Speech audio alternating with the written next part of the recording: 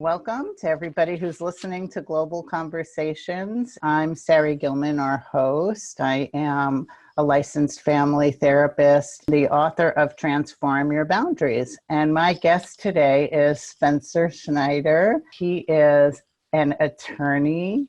He lives in New York. Spencer and I, full disclosure, went to high school together. So this conversation may sound, like two people that have kind of known each other in the past, because that kind of comes out when you're connecting to somebody and interviewing somebody that you actually have some past history and care for. So the reason why I'm having Spencer here today is, well, Spencer, you can share like a little summary of your story. I read in the East Hampton Star this article that you posted, that you wrote. And you were talking about your experience, and the experience had a lot to do with boundary violation. And so go ahead and share with people what the experience was for those who didn't get to read the article. Okay. Well, first of all, thanks for inviting me. It's so nice to see you. So I wrote an article called In a Cult. And it was about the 23 years I spent in a group that was, in fact, a cult. And it recounts how I got involved when I was age 29, why I stayed in it, and how I got out. And then how I realized, like, basically 3 days after I left, that I had been in a cult all these years. Yeah, as I read the article, and it really reads as a memoir. I really noticed, that it seemed that you didn't realize at the beginning what was happening. This wasn't a group that you thought of as a cult, right? In fact, I did. I suspected that it was a cult, and I said it. Yeah, and I said right away. I said, "Look, the friend who introduced me to it." I said, "Look, I'm not interested in going to a meeting. It sounds like a cult." And I walked away from him. I didn't talk to him for a couple days. And I felt so guilty about saying that to him because he was so upset. And I thought, well, maybe I'm wrong. Maybe it's not. It just sounds crazy. So I called him. Wait, hold right here, because that's an incredible boundary moment. Right. What really happened is you had a boundary. You had a sixth sense, an intuitive sensibility about what was happening. You spoke it. You said, like, I'm not interested. Like, you could feel that inside, like that was a no for you. Absolutely. And then you got concerned about how he felt. And as you talk about, you noticed how much that hurt him. Then you started to open up a little. And that is a textbook definition of how we end up sometimes giving in and surrendering our boundaries, because we look at how somebody else feels about our no. So there it was, right there. That was your moment. Exactly. And I'll point out something else. That is not something to be ashamed about. In fact, I blame myself so much for going back, but I said yes, even though it was against my interest, because I cared about him.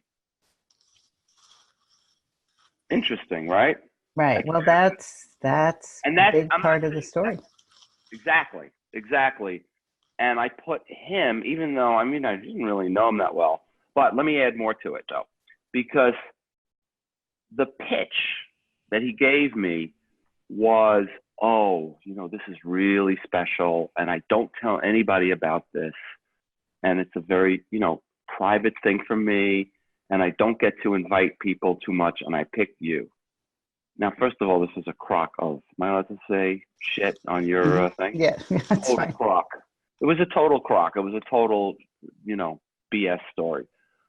But that really made me feel guilty. That here I am shitting all over his great thing. Yes. You're right. You're right on. That's it. Right. Okay. And so you end up there, and you end up, and you didn't like move out of your house and go live with this group of people. This was something that you went to as a meeting. So it you know, you still had your own life happening outside of it, but you were part of this for 23 years. That's Is that right. the right 23 years? Okay. So in that, I mean, that's a long time to spend in something. And then you realize, I don't want to be here anymore. What was that? I felt, the feeling I don't want to be here came on, pretty much after a couple of years. But by then I had been very much part of this community that I felt very close to, and I felt accepted, and I felt it was going to be really valuable to my own life. And certain good things that had happened in my life over those 2 or 3 years were sort of hijacked or what was the word? Co-opted by the group as examples of why the group was so good for me. Okay. So there was this attachment that had formed, like real connection, genuine. Correct. Feeling part of something. And this happens also to people that have been abused in their families, where they're part of their family. And it's very hard to feel like you have anything outside of that. These are your primary relationships. Exactly. And so for you, this was your community of That's right. friends. Yeah, Did you trust them at the time? After, they built it. They were able to win my trust over time. I was extremely mistrustful of it, and they were aware of that, and they suggested that my mistrust was a weakness of mine, that it would be good to be more trusting, and that the more trusting I was, the happier I would be. So, yeah. I did. After a while, I trusted them. And, this is heavy duty stuff. Talk about boundary crossing. This is like heavy duty. Yeah. Like this is a very conniving person who ran the group, and all of the people who were her lieutenants were conniving. And then we were unwillingly conniving in our own lives in many ways, to ourselves, to other people, to loved ones. I don't feel like I ever harmed anyone. But it's so confusing. I get how confusing it is, because there's all this manipulation going on, and you lose sense of who's true about your personality. Like when they say things like, well, you should be more trusting, then you start to doubt yourself. And I think what happens when we have a hard time with our boundaries is we often get very filled with doubt. That's, if you want to really struggle with a connection to your own inner, and I call it your inner compass, it's when you start doubting yourself. And most of us doubt ourselves anyway. But then when you have somebody outside of you actually feeding that doubt over and over and over again, you start to believe it, because you already have some doubt about your compass. You're already like, how do I know if this is the right decision or the wrong decision? Because none of us can see the future. So we do kind of question ourselves, but they really filled you with doubt. You really hit it on the head, Sarri. I hadn't made that observation that as poignant as you did about when I said, oh, Malcolm, I feel bad that I shouldn't have called it a cult. Now look, sometimes it's right to question, that's, it's part of, it's a natural, it's actually not an unhealthy trait to question yourself, but the trick is where. Right. And that people outside of you not prey on that, on those moments when you're vulnerable and uncertain, that they are, this is where they took you, as they were just feeding the doubt. All right. So I don't know if I'm allowed to ask you a question. You can. I don't know if this is getting edited out. Go ahead. No, ask me a question. So, that raises an interesting question. Like, okay, so, there's a natural human instinct to challenge and question, and if you're a thinking person, you're going to do that. That's right. Okay, so where's the line? Help me. Help us. Between when you're doubting yourself and thinking and questioning. Well, there's a period of kind of asking yourself a question and then figuring out if you're answering it from inside of yourself or if you're answering it by what others want to hear. And the input of what is shaping you is coming from the outside as opposed to what the inner truth is.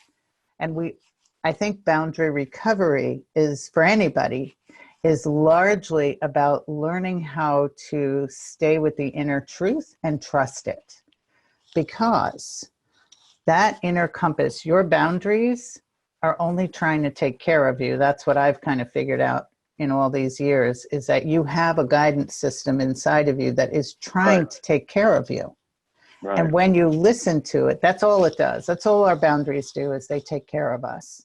And so when you listen to it and it's saying to you, this is a no, and you're like, yeah, but he's saying, and you start arguing with your compass, which a lot of us do, we can get in this habit where we no longer trust ourselves from the inside.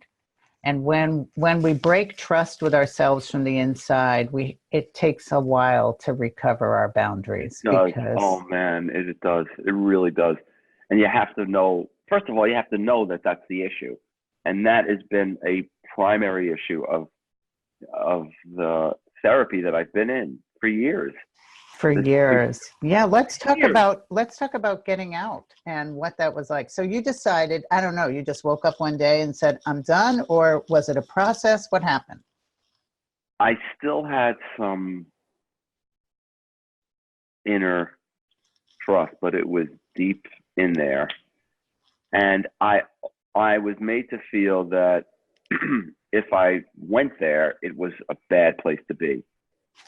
Throughout the years, we were told that to really not trust ourselves, that we should check everything with other people, that ideas and feelings that were inconsistent with the group and the cult and the leaders, what they said, and we knew what they felt, believe me, was incongruous to our best interests.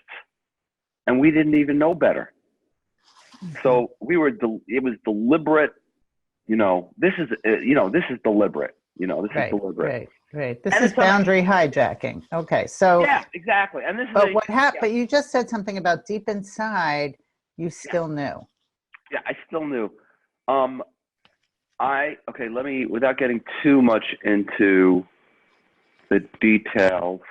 Well, I think that's really important, though, that point that you just said, because that's what I've seen with people, is that you never really lose your inner compass. It can be broken, it can be hijacked, but it's still inside of you. It was there. It was definitely there.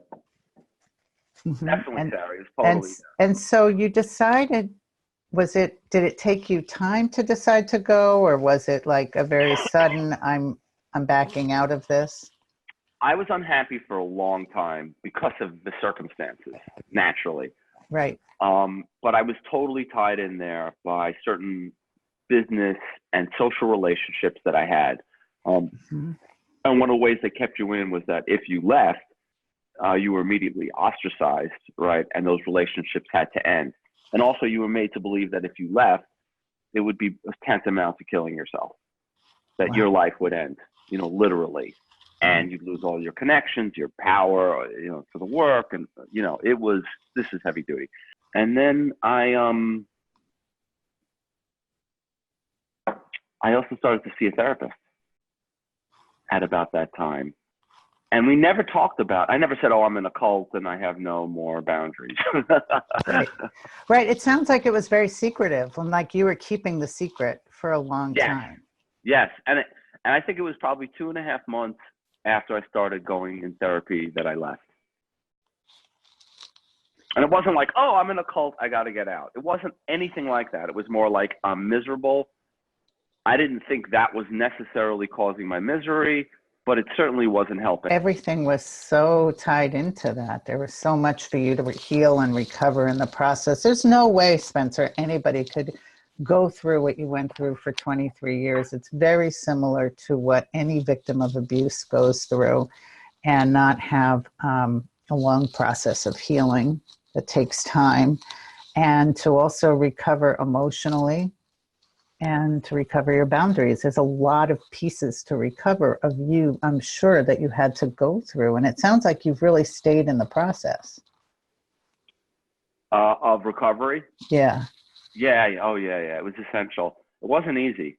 I had doubts.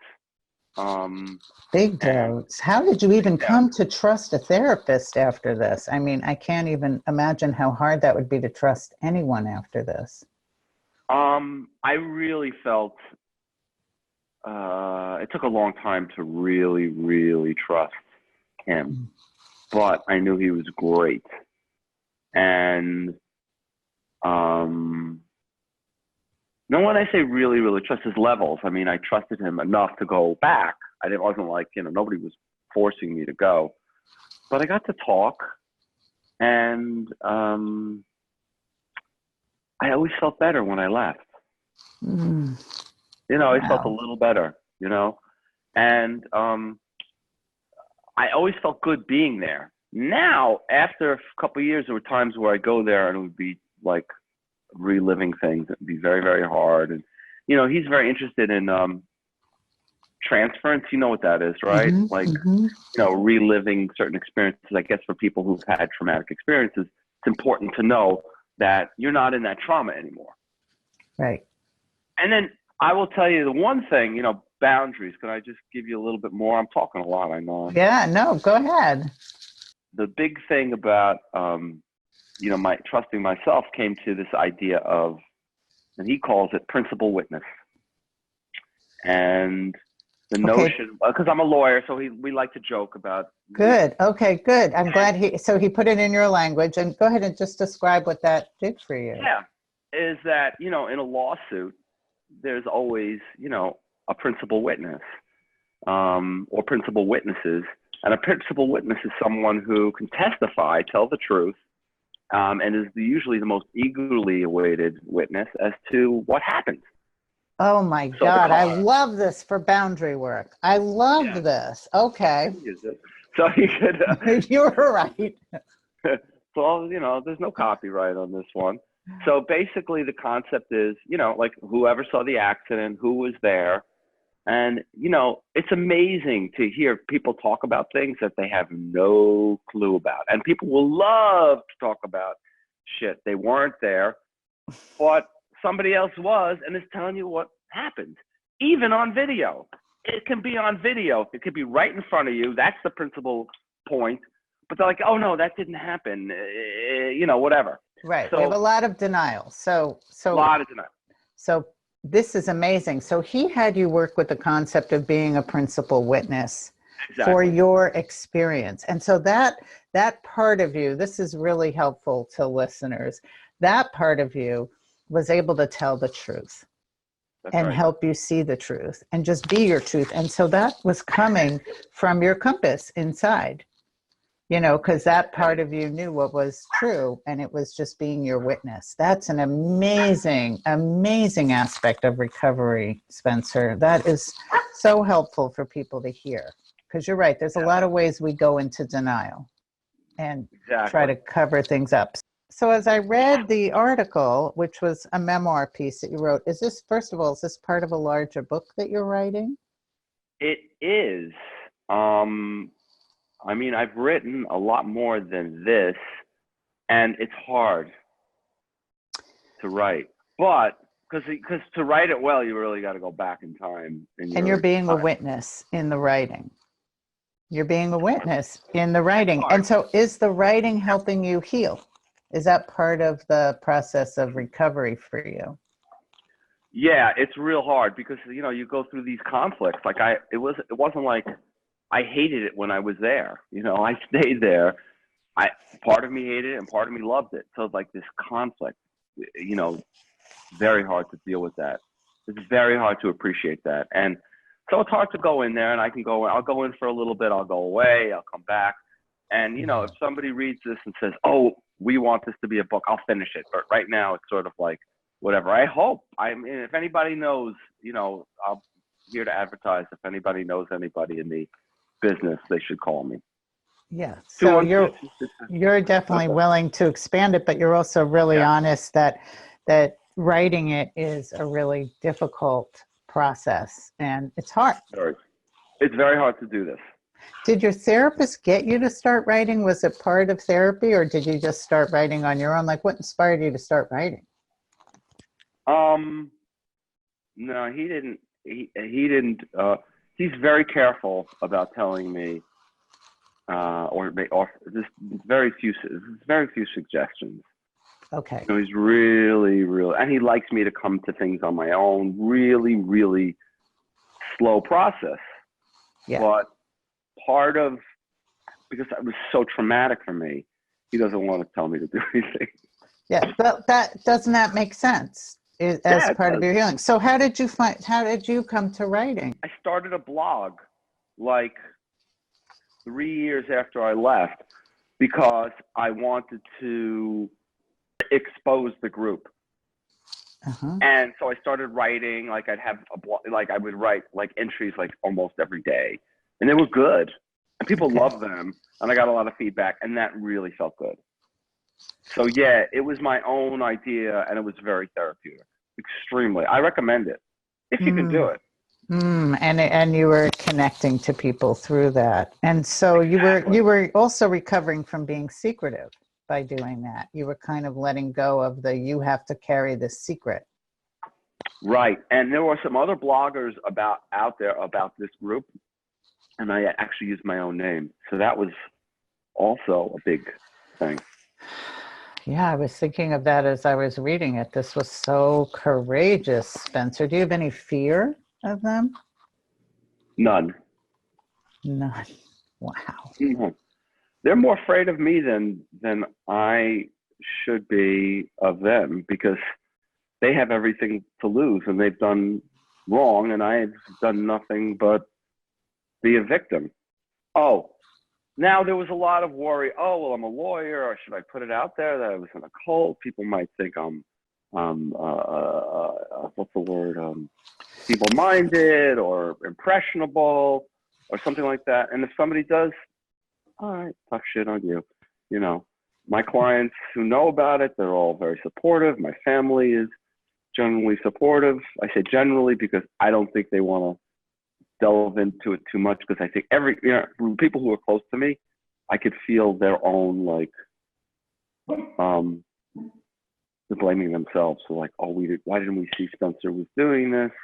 That's another part of the recovery that you've obviously been through, is that you can really sense how this is for other people who care about you, who are watching this, and who also feel, very, very bad about what happened, and feel like, what could they have done? Was there a way to protect you? Was there, if they had only known? But, that's, I think it's, speaks to your sensitivity that you really notice, Spencer, that people have a response inside that, there's those people that might be really judgmental and who cares about them, but there's people that'll be really compassionate and caring, and that you're also very aware of how hard the story is on people who love you.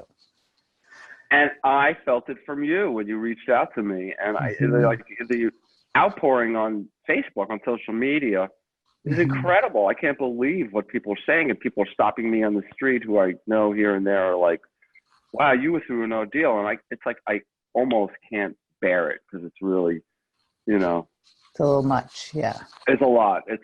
But hey, Yeah. So, leaving something like this is not the same as healing and recovering from something like this. And you have said that you've spent quite a few years in therapy. How many years have you been in process? 6.5. I think that's really helpful for people to hear, because I think sometimes along the way people either keep the secret and just stay with themselves and the pain, and they don't end up going and working through a process because it's so hard to expose, as you call it, the truth. Okay, let me add to this. Let me help your listeners and myself and everybody about this. This is a very big point. There's a huge stigma about, there's so many, abuse is, it's so prevalent. and it's so secretive. And now it's coming out now more and more. And so in my group, we were not allowed to see a therapist. We weren't allowed to do that. This is so important. Oh my God. Oh my God. Oh my God. Oh my God. Okay. So one of the rules was you were not allowed to see a therapist. Okay. Day one, Sarri. Day one, they said, don't go to one. Okay. It's not that they're stupid or dumb or anything like that. It's just not going to help you because, see. So am I guessing correctly? There were no therapists in the group? No, but there were some medical doctors. There were 2 medical doctors. Okay. No therapists in the group. There's a reason but for we that. were told, that's right. And even the medical doctors, you would think somebody would stand up and say, this is fucking crazy. But people did. And anytime, we were actually encouraged to come in with our notes. We said, like, come in, talk about what you don't like or what you question in the work. But do it in a sensitive way. Don't come in and curse. Come in and don't be angry about it. Anger is bad. Anyway, so therapy. They said, okay, look, our work, the study here that we do is ancient.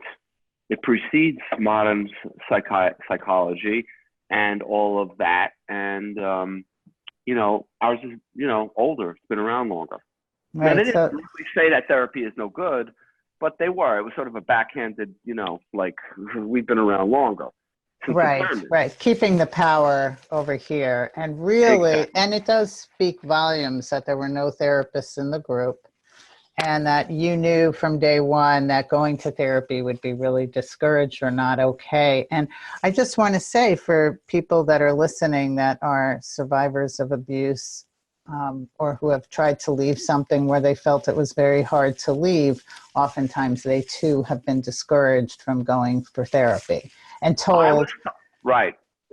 Here's what we were also told. You're going to be in therapy forever. You never leave therapy. And it's a business. They just want your money. Now, I mean, what a bunch of crap. People are in that forever till they die in the cult. Mm-hmm. And that's only a business. Doctors and therapists, by the way, are in business, but they take an oath. And their job is to get their patients out and healed as soon as possible. And feeling well. Good point. And feeling well. Right. Right. It's like that's the whole point, is to feel well. Oh my gosh. Well, this has really covered it. Is there a thought, right? Well, you just expanded the truth around it, and you're reminding me that, like, oh yeah, of course they would be against therapists. And then I think of other people that have been abused, and I think of other people that have been victims of other kinds of experiences, and nobody wants them to go to a therapist. Nobody wants them to tell the truth. Nobody wants them to talk about it. And so it's all about keeping the secret, and it's how keeping these secrets, ultimately destroy us. And I think you've added a lot for listeners to really think about the secrets in their lives, how it affects their boundaries, because, you've been very courageous, Spencer, to really look at those and to look at the reality of exposing secrets by writing the article that you've written, by keeping a blog going, by doing an interview like this, being on camera, that you are saying, you're not going to be the secret keeper. And that you've been willing to walk the road of recovery and tell people it's a long, hard road. It's not easy to write stuff like that, and it hurts and it's hard, and that's part of healing. It is a mix, because there is a lot of, like, it goes against a habit of keeping it secret, right? But I feel so good. And you know what the big thing is, I got to say, Sarri, about the secret? I mean, everything you say is right. The other thing is, I think you said this, is the amazing amount of love and support there is. Like, people want to call up the cult, and people are so angry. They're like, let's shut them down. I had somebody, I'm going to email them. I want to go to her house. I'm like, okay, thank you. That's very nice. But it's so gratifying that like all these are so many people who are so loving. And that's one of the good things. That's another good reason to come and talk about it. And I'll say to your listeners also, if you don't mind, am I allowed to give advice here? Yeah. I don't want to cross. Yes, you're the expert. Go ahead. Yeah, no, I'm not the expert. You are. No, you're the one.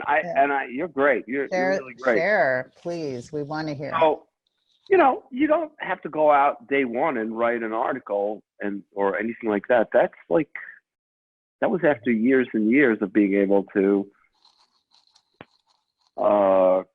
do it. I never expected to, and I was never my intention. But you could start small because yes, you can even write it in a journal that you lock and put away somewhere. That's a great idea.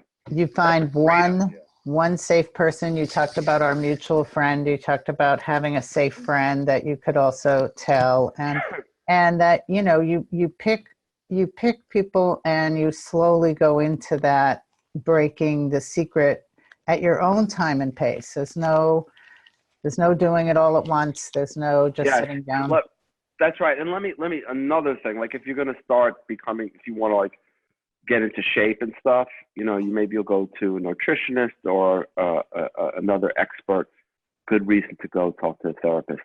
I know it's hard sometimes because there's such a stigma. And my brother is a psychiatrist, mind you. Okay.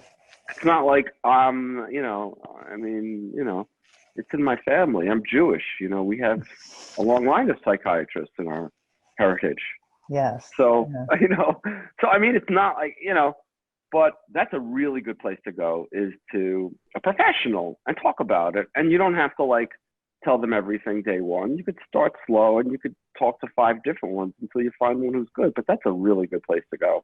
Sometimes people give up in boundary recovery, people that have particularly been through really many years of abuse and many years of having their boundaries kind of crushed or hijacked. And they don't even think it's possible to have boundaries. And it's easy for them to get that impression that, the road is going to be so long, it doesn't even feel possible. And I just really want our listeners to know that healing is always possible, and that your boundaries are always in there. They're just deeper inside. And that compass is something you were born with, and no one can take that from you. And you can tap into your truth, and you can learn to live really listening and trusting yourself. And that can be recovered. And just don't give up on that experience. Like you said, you've spent years doing that before you wrote this article and before you started coming out and talking about it with others. And give yourself that time, and healing is possible. So and thanks. I had so many, look, I just had yes. I had a lot of doubts. It took a while to, it took some time. It took time to feel better. And I kept saying, am I going to feel better? This is like I really had no other choice except to stay there with a therapist. I wasn't in, when I say stay there, I wasn't like in an inpatient. But right, to stay with the process, with the process. Like, really, am I going to get better? I was like, and then he'd like look at me like, he was, we had a term called annoyingly rational. He was annoyingly rational about things. And he was like, well, he didn't say it, but it was sort of like, well, why would I bother if I didn't think it was possible? Maybe we would take another route if this didn't work. In fact, he sent me to somebody else to get a second opinion about what was the exact right treatment for me. Anyway, so. Right. Because he really, he was hanging in there with you and was really looking out for, are we getting you the best of the best? Is there anything I've overlooked? Get a second opinion. That's right. Exactly. Yes. Yeah. Well, I don't know if you read Bruce Springsteen's memoir. Have you read it? I shouldn't say no because of our mutual friend. But I heard interviews with him about it, and it sounds like an amazing story. Yeah, what I was really one of the things that really moved me in the, he really discusses his own journey with depression and with having a father who's schizophrenic. And in the book, and in the book, he talks about being in therapy for 25 years until his therapist died. And Whoa. Right. He said it just kept him grounded, that he just felt like he needed that touching in, because of how unstable things were in his life as a kid, and then how unstable it is in the music industry, what a tough industry that is, and how much it helped him because he's dealt with lifelong depression. And I just thought that was a very courageous thing to do, but that some things do take longer. And, we live in such an instant oatmeal society where everybody's used to having everything really fast, and the process of healing takes time. And I think that's what you're really sharing, is that, you had to keep showing up and hang in there even when it didn't feel so good. You were like, what's the point? And now you know the point because you feel better. Right. And and it slowly gets better. It's like, working out, anything like that, any things, these like this, they take time, but it builds strength. You build a foundation, and eventually you can just, all you need is a number 2 pencil to show up to the SAT. You don't have to take the course. Well, you have like the swimming passion. Yes, that's a very big part of it. I found this other community in swimming, which, by the way, I was highly judgmental of because, in the cult, it was like anything but doing their time was viewed as superficial or meaningless, and it wasn't like meant to change the world, like they were. And so it was poo-poo. So I had this inner doubt about even doing that. Wow. And so did you start the swimming after or during, or? I started it a couple of months before I left. So it was kind of like, it's good to get another job before you leave your job. So you built a community with swimming, and what is it exactly? I mean, you do some, is it like racing? Is it like you get together and swim as a group? Yeah. There's a masters team. And there are masters teams throughout the country. Every pool has one, and it's with people of all abilities. Some are really great, some really stink. But I really stunk, and now I'm halfway stink. But so I love it. You don't have to be great to join this team. No, that's the whole fun about it. And everybody's equal because we're all in the water and we're having a great time. And people come like, and swimming is great. You could do it till you're, 99. I mean, there are people who still swim. And it's great. Love this. It built up. I got into like long distance swimming. I swam around Manhattan. I swam around, these many 10-hour swims. Wow. Yeah. So the pride of that, the simple pleasure and pride. Now, listen, this is a very extreme kind of thing, but just, I felt as proud being able to swim for an hour and a half. Or a half an hour. So it doesn't take much, listeners, if you don't mind me. Yeah, but you also, I love this part because you're also sharing with us that, you found another passion, you found some other way to belong, and something that was calling from inside of you that you could be part of. Yeah, I mean, this was something I did as a child. Wow. Oh my gosh, this is so precious. Maybe because I also love swimming. I get this, but a lot of times when people are being manipulated by someone else, sometimes they're being cut off from a lot of the things they love to do. And they're being, they don't feel like it's important enough or it's okay or acceptable to spend the time pursuing some of their own interests. It's so important, and it's so basic, and it's not that hard to do, but it's really good. I mean, it's so, and even when you do it, I felt bad about it. That's how, nutty I was, and how, not nutty, I was fine. I was being made nuts. Yeah, yeah. And that you knew These are you were all just really, going against all of those years that you had spent.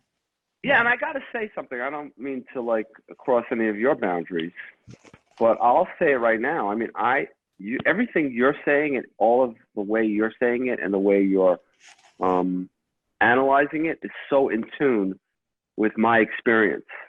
So, Mm. I mean, I haven't talked to you in a million years, and I Right. haven't. This is not a rehearsed interview.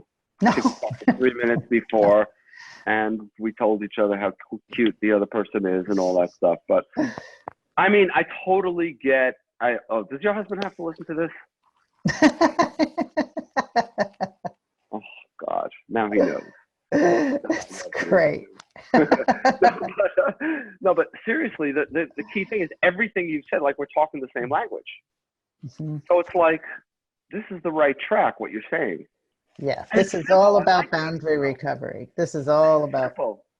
It's simple. Yes, no. It's pretty simple.